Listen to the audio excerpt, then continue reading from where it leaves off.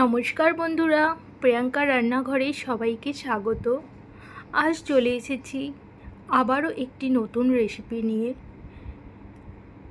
এটি বিকেলে স্ন্যাক্সের জন্য খুবই মজাদার একটি রেসিপি, বাচ্চাদেরও ভীষণ পছন্দের এই কাবাবটি।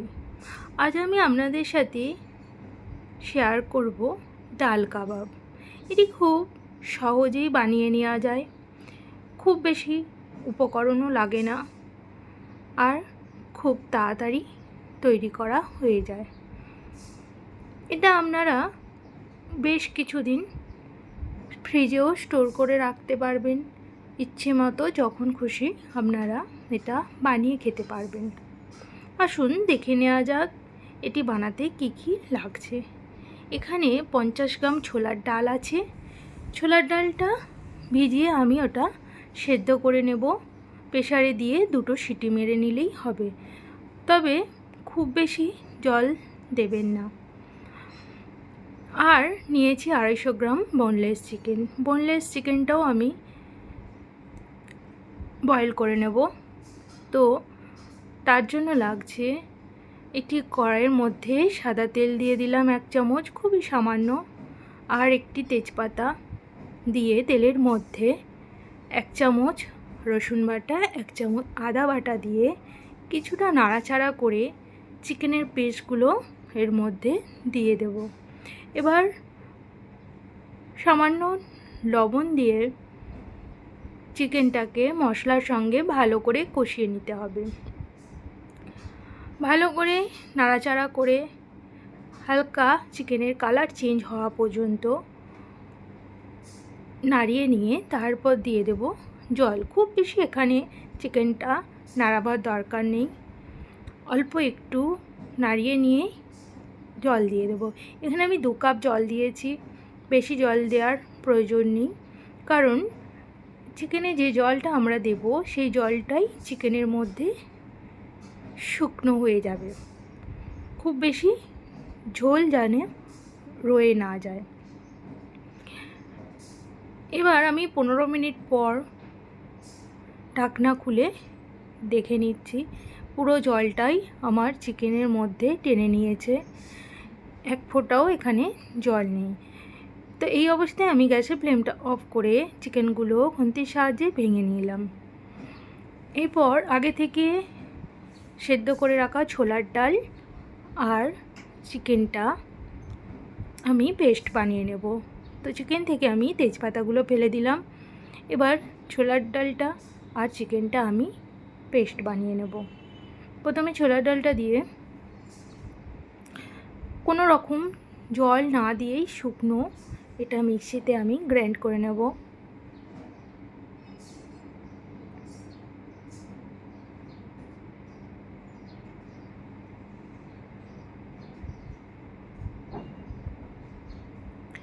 এরপর ছোলার ডালটা আমি একটা জারের মধ্যে নিয়ে নিচ্ছি।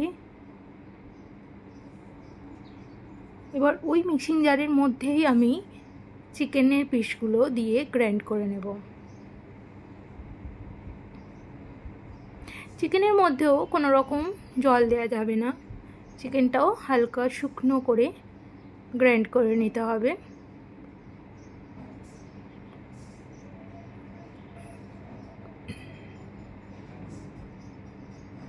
এবার ছোলার ডাল আর চিকেনটা আমি একটা পাত্রে মধ্যে নিয়ে নিলাম, এতে আমার মাখতে সুবিধা হবে একটি বড় জায়গার মধ্যে। আর এরপর দিয়ে দিচ্ছি এখানে 2 মিডিয়াম সাইজ পেঁয়াজ কুচি। পেঁয়াজগুলো খুব ফাইনভাবেই কুচানো হয়েছে। আর লাগছে আদা কুচো আর 2 কাঁচা লঙ্কা কুচি। এবার এর ওপর দিয়ে হাফ পাতিলেবুর রস দিয়ে দিলাম। তারপর দিয়ে দিচ্ছি সামান্য ধনেপাতা কুচি। ধনেপাতা দিলে এই কাবাবের ফ্লেভারটা খুব ভালো আসে।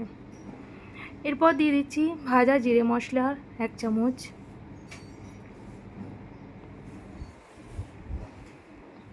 এখানে জিরেটা আমি ড্রাই রোস্ট করে তারপর গুঁড়ো করে নিয়েছিলাম। তারপর দিয়ে দিলাম half table spoon chaat masala, half table spoon গরম মশলা আর 1 টেবিল স্পুন গোলমরিচ গুঁড়ো আর দিয়ে দিচ্ছি 1 টেবিল স্পুন লঙ্কা গুঁড়ো আর পরিমাণ মতো লবণ। আর এই পুরটা বাইন্ডিংয়ের জন্য আমি দিয়ে দিলাম একটা মিডিয়াম সাইজ আলু সেদ্ধ করে সেটা ম্যাশ করে এর মধ্যে দিয়ে খুব ভালো করে মেখে নেব। খুব ভালো করে মিশ্রণটি আমাদের মাখতে হবে, কারণ সব মশলাটা যেন সমানভাবে চারিদিকে হয়ে যায়। যতটা ভালো মাখা হবে ঠিক ততটাই টেস্ট হবে কাবাবটা।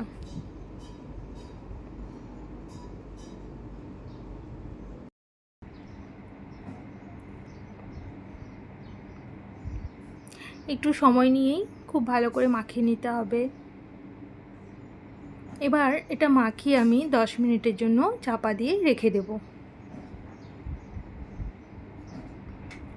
10 মিনিট পর আমি এগুলো এবার একটা শেপ বানিয়ে রেখে দেব। তার আগে আমি একটা ডিম ফাটিয়ে তার মধ্যে সামান্য লবণ দিয়ে ফেটিয়ে রেখে দিচ্ছি।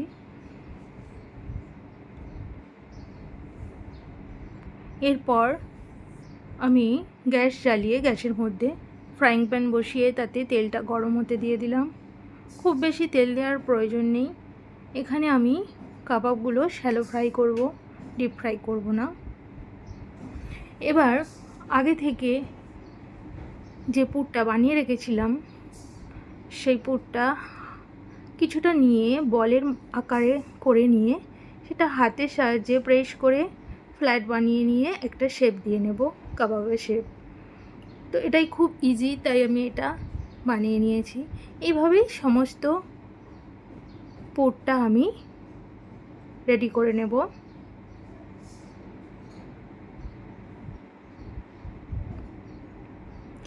এইভাবে বানিয়ে আপনারা ফ্রিজে রেখে দিতে পারেন।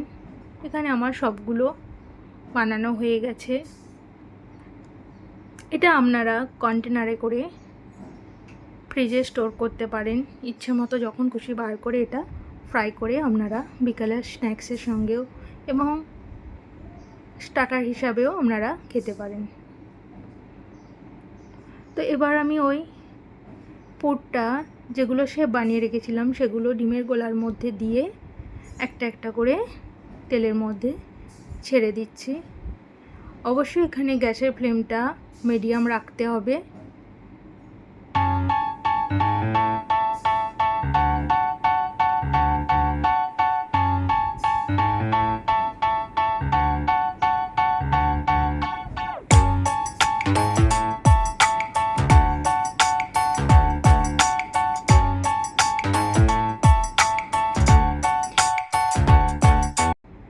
পাত্রের মধ্যে যতটা ধরেছি আমি ততগুলোই কাবাব দিয়ে দিলাম।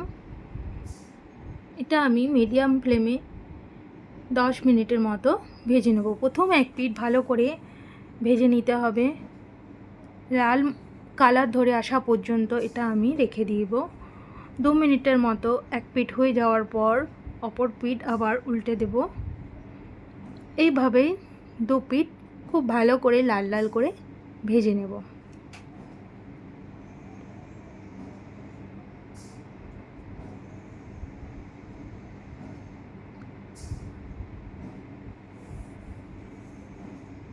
দেখুন আমার 2 পিঠ খুব ভালো করে ভাজা হয়ে গেছে। এবার আমি এগুলো একটা একটা করে তেল ঝরিয়ে তুলে নেব।